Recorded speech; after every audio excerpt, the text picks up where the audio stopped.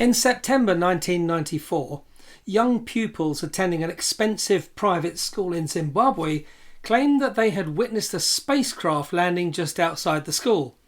They further claimed that alien creatures disembarked from the craft and advanced towards the children whilst communicating telepathically a message about environmental protection. Then they jumped back in their spacecraft and flew away again. Join us on Aliens Explored as we discuss the Ariel School UFO close encounter of the third kind.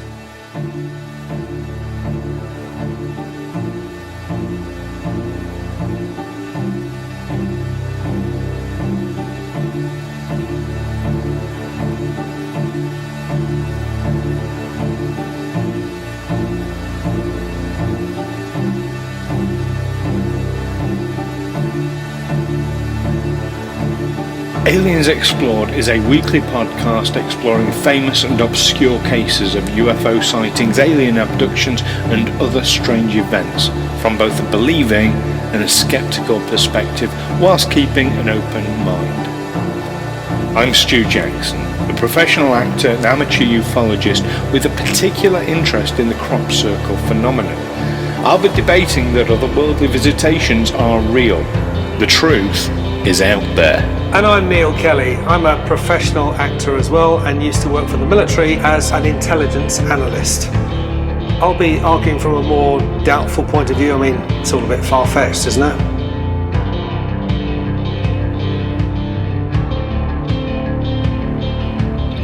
Welcome back, listeners, to Aliens Explored, your weekly podcast where we look at UFO encounters, UAPs, cattle mutilations, alien abductions, the people behind it all, the people who investigate it, and all aspects that you can think of, and even a few that you might not wish to. I am one of your hosts, Stu Jackson. And I'm your other host, Neil Kelly. Hello, how are you today? Neil. I was about to say I'm good.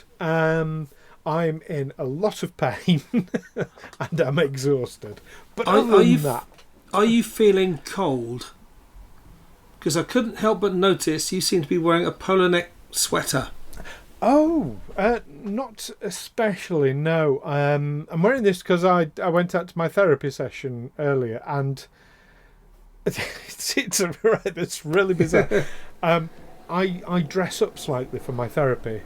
It's like I don't like go suit and shirt and tie.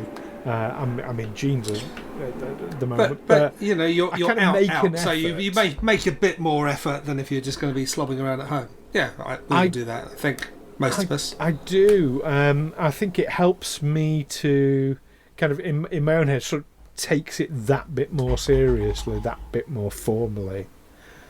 Okay. Yeah. I just mention it because I'm sat here in my, as you can see, my Aliens Explored t-shirt and a pair of shorts, and I'm sweltering here. So I noticed you wearing what appeared to be a winter attire. I thought, yeah, you experiencing very different weather than what we're experiencing here in South London. It is really hot here at the moment in the UK. Yeah, now that summer's over, now summer's finished, we seem to be getting summer. Yeah, and it's often the way. That's my memory as a child as well. That, you know, in the run up to the school holidays in Britain, the school holidays are only 6 weeks, and they tend to run from the end of July to 2nd or 3rd of September. And running up to the school holidays, you will be going to school in just your shirt sleeves. You'll be, as a child, small child, you may be having lessons out more, spending more time outside, playing games outside, having lessons on the field and whatever, sitting under a tree for story time. And then first day of the summer holidays, you're indoors looking out at the rain. And then first day back at school in September, sweltering hot again. That's always been the pattern. I think that is the normal pattern, and we just don't. We're in denial about it. Well, because we think it's summer, it should be so hot. It should be, definitely. Well, somewhere it does get very, very hot. Of course, is Zimbabwe. Zimbabwe in southern Africa. Yes. How's that for a segue? That's a great segue. Yes. This is our subject for today. And indeed, so we're recording it, it's the 5th of September. When we're recording it, this was an incident that happened on the 16th of September. So in Rua, I believe it's pronounced. Your guess is as good as mine. I've only ever seen it written down. Ruwa. I assume it's pronounced Rua. Rua, yeah. So 16th of September 1994. So, what's that? 29 years ago. 29 years ago. Oh, just my coming goodness. When lots of children, 62, I believe, witnessed a UFO land. Saw figures come out. Spoke to them telepathically. Then buggered off again. 62 children at the school, but that's not all the children at the school. Nope. Now, Zimbabwe, where this happened, is a former British colony. It was named after Cecil Rhodes. It was Rhodesia. And it points out that most of these children are from wealthy white families in Harare, formerly Salisbury. So they're there as a kind of, I guess they're Africans, but they're white wealthy Africans of European origin. A legacy of colonialism, but an expensive private school. Yes. Okay, so I don't know why that's relevant, but it seems the mention is made of it very early on in the story. That, one thing I will say I find quite odd about that. So it is, you're absolutely right, it is a wealthy private school. The children were playing outside at break. All the teachers were inside having a meeting. You would have thought of these wealthy private schools in Africa, there would be at least one adult keeping an eye on the children for safety in 1994. You would think, wouldn't you? I mean, Rua is described as it was only a local place name, little more than a crossroads in an agricultural region, but with an expensive private school situated there as well. I mean, maybe that's what's made it a town. I don't know how long the school has been there. And it was, according to the Wikipedia entry, I mean, for a couple of days prior to the incident at the school, there have been a number of UFO sightings across southern Africa. Reports of a bright fireball passing through the sky at night. Yeah. Some interpreted by some as a comet or a meteor. But there was a wave of UFO mania in Zimbabwe at the time. People calling into ZBC, I assume that's Zimbabwe Broadcasting Corporation. They request mania call-ins. Is quite an emotive term to use there, Neil. It is it's the term used by Wikipedia. They said there was a wave of UFO mania in Zimbabwe at the time. So setting the scene for this alleged encounter with 62 pupils at this school, aged between 6 and 12. Now, they say mania puts in mind that mental disturbances and things like that. That's a very emotive leading. I'm not saying you, but all right, Wikipedia. All right. But that's a very leading term to use. Let's in more neutral terms. Interest in UFOs had been elevated prior to this incident by various sightings in the sky and radio show requesting, having call-ins about it. That had been on the news, that had been talked about. It would have been at the forefront of everybody's minds. Absolutely. Now, a guy called Brian Dunning claims that the fireball had been the re-entry of the Zenit 2 rocket from the Cosmos 2290 satellite launch.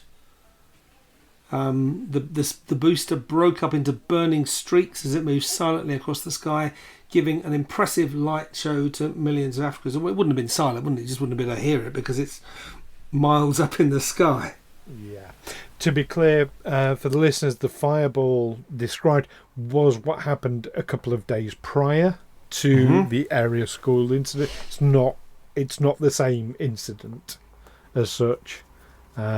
Just a couple of days prior, and that guy might have been right, or he might not have been, or it might have been a meteor, or who knows.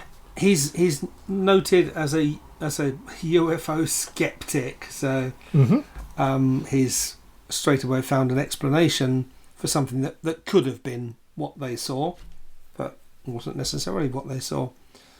I mean, you can never say, well, what you saw was this, or all you can say really is, well, there was something going on in the sky at the time that might have been what you saw. Yeah. But the incident we're talking about specifically, so coming back to the 16th, you're absolutely right, and I think it's important to sort of frame that setting of for a couple of days beforehand. There'd been lots of lights in the sky, people have been talking about this. But these 62 children, so aged between 6 and 12, I think there were 80-odd children, or about 80 children out on break at the time, but only 62 of them confirmed seeing this.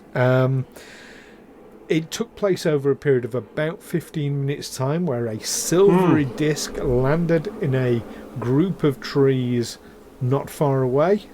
Some tall beings described with large eyes, and the kids drew pictures in the class as well of this silvery disc and these beings.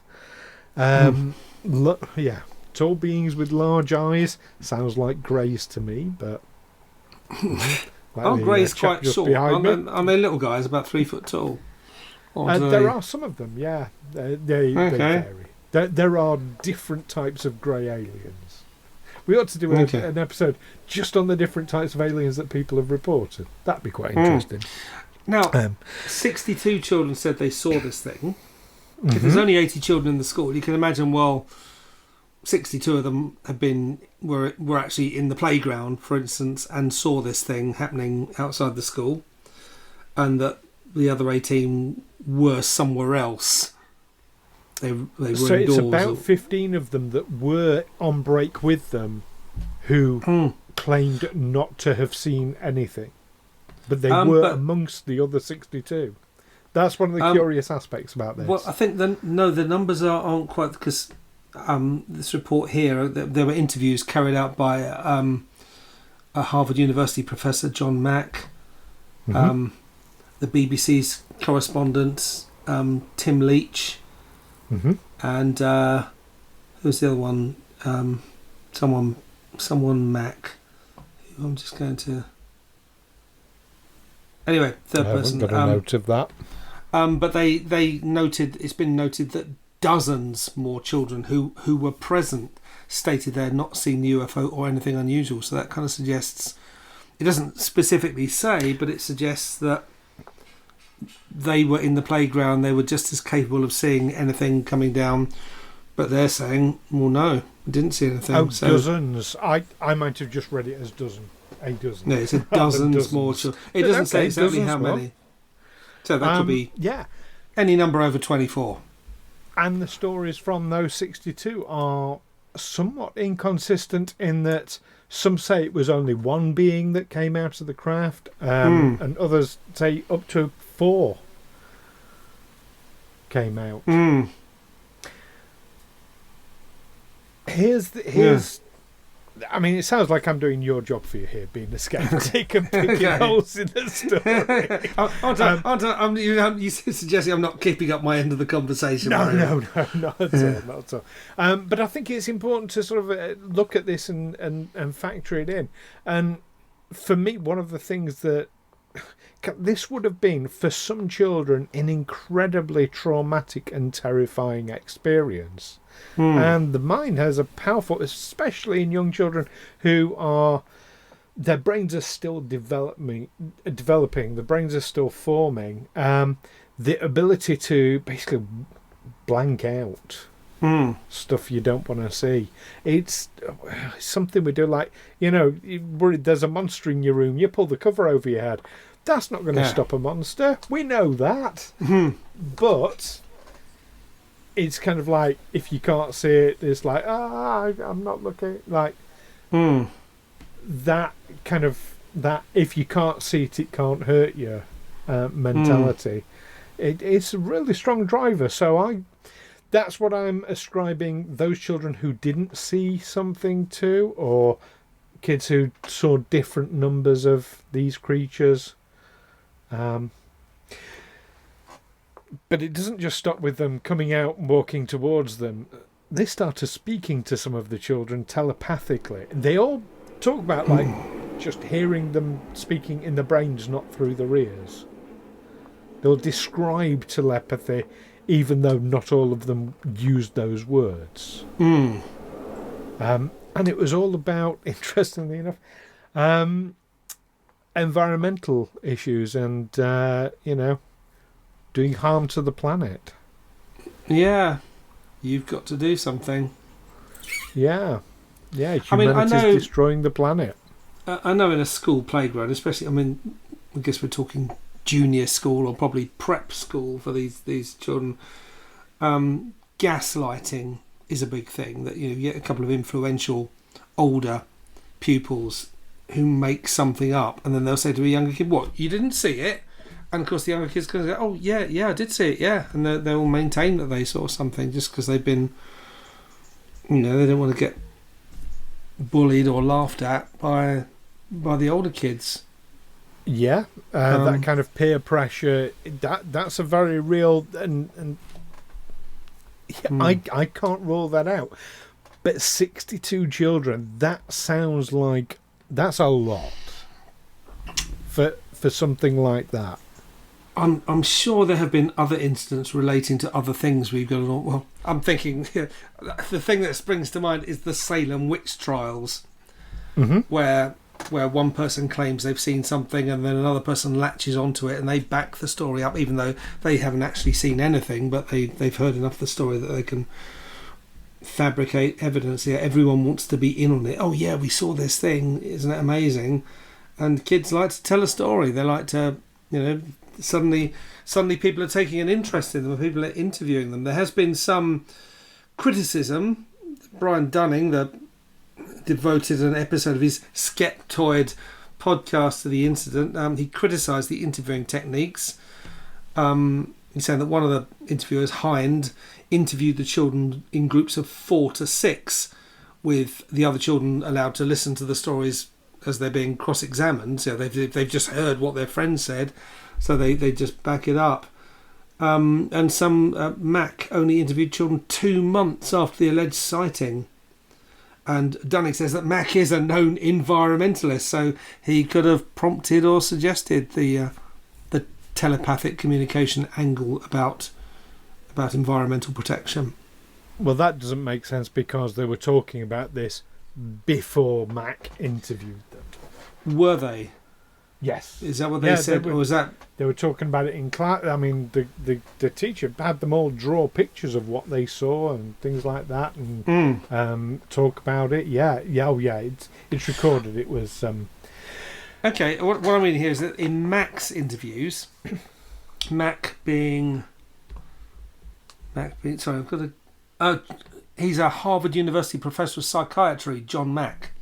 Visited the Ariel School to interview witnesses, and as Dunning has said, it was... Sorry, I've just lost my place. Mac only interviewed the children 2 months after the alleged sighting. Well, you interview them when you get chance. You interview them when you get a chance, but as it happened, it was 2 months after it, and that was when this message about the environmental protection, because it said so according to Mac's interviews, so 2 months after the event, the creature or creatures, according to which kids you spoke to, then telepathically communicated to the children an environmental message, and then they got back in their craft and flew away. So Dunning is saying this telepathic message aspect was not included in the other reports, only in Mac's. Hind reported it after the event. I'm sure I've read differently, but I'm not going. Okay, what I'm not going to start ploughing through the entire of the internet while No. we're recording. But what we've got is this idea that John Mack, a professor of psychiatry, visited the children 2 months after the event, and that was the first time. But then it might have been retrofitted to say, oh no, we were talking about this right from the start, but it seems... And he's a known environmentalist. I mean, it would have been very unprofessional to project his opinions into what these children had telepathically communicated to them. It would. Maybe he thought, the end justifies the means. Like that, if you're going to lead children, and if you can lead them that specifically about, they talk telepathically, the number of beings that they saw would then be consistent because you'd be leading them about other details as well. So if they were being led, if the gaslighting, as you put it, was taking place, then the whole thing would be much more consistent. Yeah, I mean, one of the There'd interviewers... be a unified story. Yeah. There's a story about Hind. Hind visited the school on the 20th of September. She interviewed some of the children, asked them to draw. She was the one who asked them to draw pictures. The children were adamant that they hadn't seen a plane, but she noted that the different cultural background of the children, there didn't seem to be much diversity from what I read, that they were all white, wealthy Zimbabweans. Imagine Mostly, British descent. I mean, maybe some of them were Afrikaner descent, they've come across the border. But Hind noted that the different background gave rise to different interpretations of what they'd seen. They did not all believe that they'd seen extraterrestrials. No. Some of the children thought that the little beings were something called tikaloshis, that are creatures of Shona and Ndebele, local folklore. Yes. Yeah. Well, that's it. You see something you don't understand, you don't recognise. You kind of reframe it to fit the narrative that is closest to. That's not an uncommon thing. That's why we now talk about stories about people seeing fairies or goblins and things like that. We now look at them in a different light and say, well, could it have been extraterrestrials that they saw? Because of that very thing, they've seen something so extraordinary that their brain can't process it. So their brain has actually moulded it into something else, something that they do know about from their folklore. But of course, as we get older, as we grow up, we can look back at elements of our childhood and recontextualize them. We can understand things far better as adults. And of course, like I said, this was 29 years ago. These children that were, they're now 35 to 41 years old. They're adults. Most of them won't talk about it. Right. Most of them won't talk about the incident at all. Not even to say, it was just something we made up as kids and we had all the adults going. Nope, they won't do that. Some of them won't even tell their partners about this event. But one in particular, Emily Trim, she was part of a documentary fairly recent, last couple of years, on this, and she revisited the school, talking very clearly, very, I understand the mind's capability of reinterpreting information, but there was a book I read many years ago called The Perfect Victim. It was a true story, a horrifying true story, of a woman who was abducted as a young woman. I don't think she was a child, but certainly a young woman, and she was kept in a box underneath this couple's bed. They lived in trailer park style lifestyle, And over the course of years, she was reprogrammed and retrained to kind of think that if she went out the door, all this guy, like the man in this relationship, he'd have people watching her and reporting back, and she eventually got rescued and reintegrated into society. But that deprogramming took an awful lot. So I know that people can be. We often program ourselves as well by telling ourselves the same story over and over again until it becomes truth. But still, the way Emily Trim talks, I don't know. It doesn't have that ring to it for me. Do you remember the story of the photographs of the fairies that happened in about? Was it just after the First World War, wasn't it? In fact, it might have been during the First World War that these two girls borrowed a camera. Yes. In those days, one that took plates. And a brownie, ironically. Was it a brownie? And they came back with these photos of what looked like fairies that no one could disprove. And it was only, I think, when they were these girls were in their dotage, when they were old age pensioners. They were in their 60s. Yeah, that they finally admitted how they'd done the trick.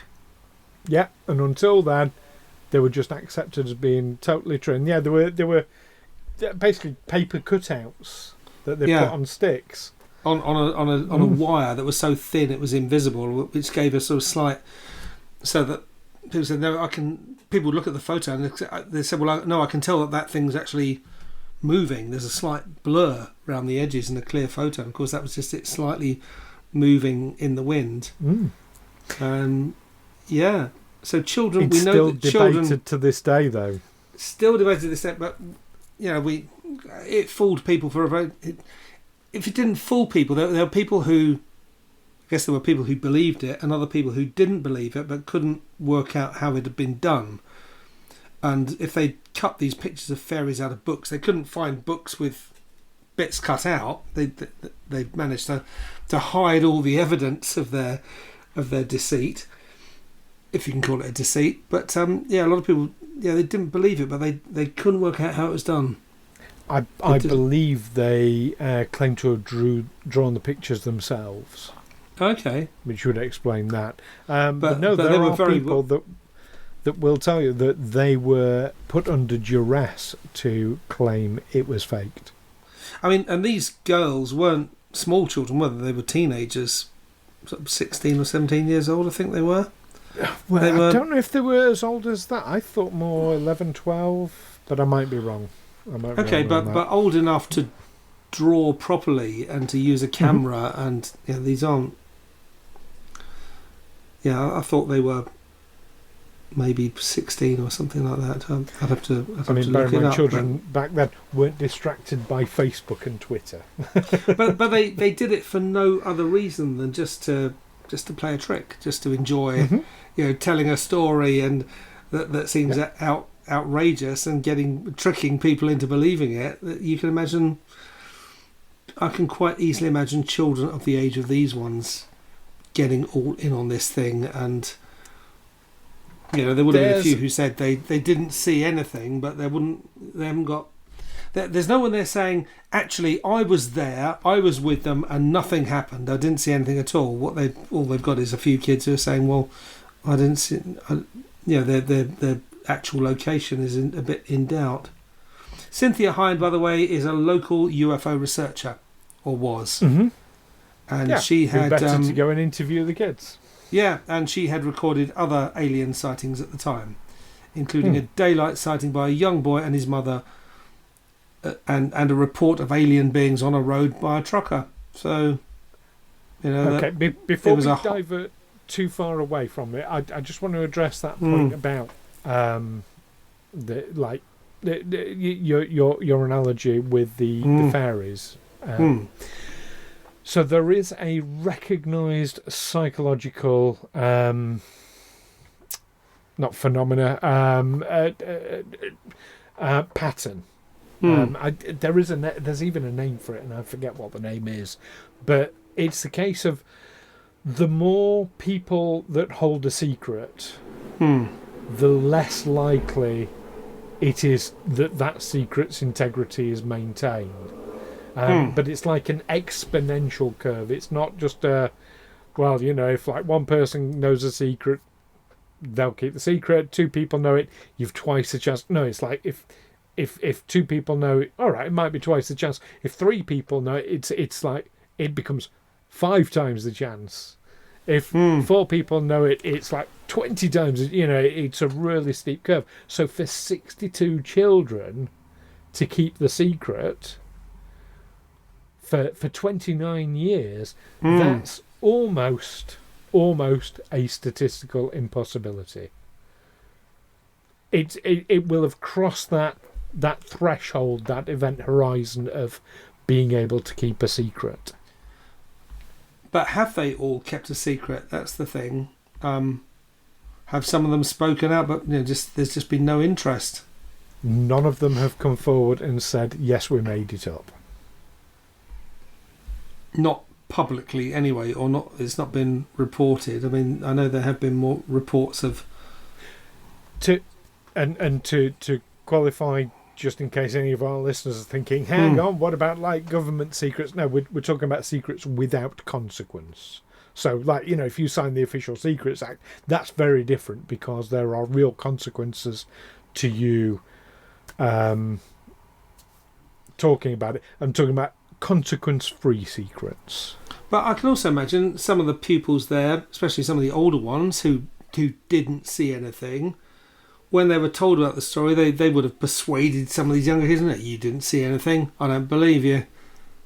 Admit it, or I'll take your lunch money and give you a wedgie. Okay, I admit it. I never saw. That wouldn't hold the sway 29 years later that it did then. No.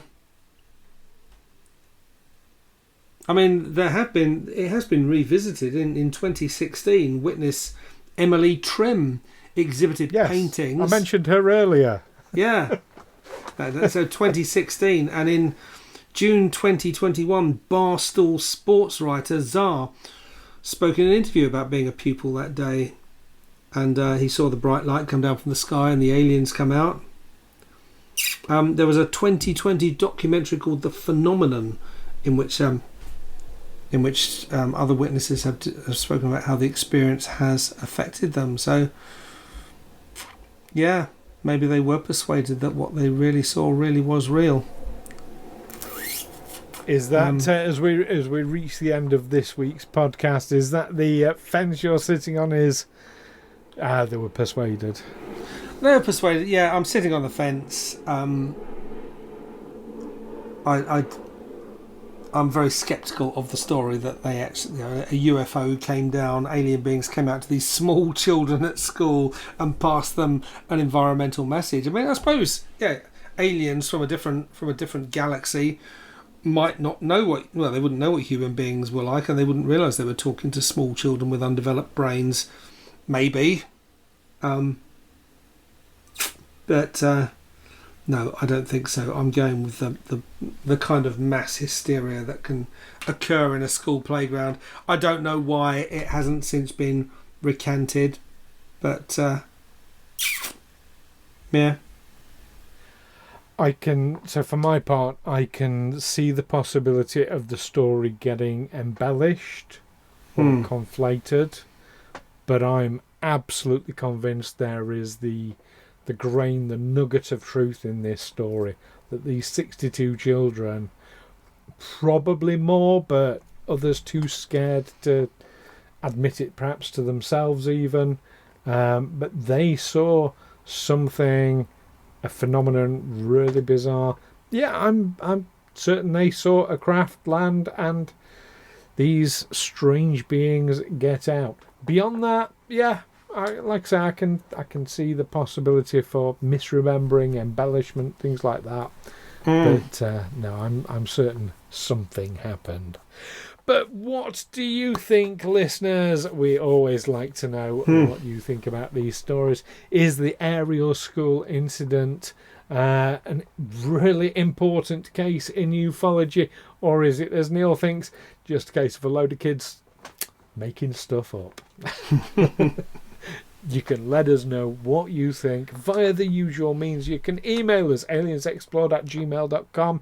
You can find us on Facebook and Twitter by searching Aliens Explored, or you can put a comment in one of our YouTube channel videos. Or if you are one of our Patreon subscribers, then you get exclusive access to our Discord server where you can communicate with us that way and, of course, talk to other like-minded people as well. All it costs is just £2 a month, and yeah, you get access to that and you get our appreciation as well. Join us next time, though, when, oh, yes... exciting one for you, Neil. We're going to talk about a debunker. Philip J. Class. Looking forward to that one. Miss that one. No. Absolutely. In the meantime, everyone, keep watching out for these strange craft landing just outside the school. Don't keep an eye on schools, though. That would just be wrong on so many levels. But do keep watching the skies.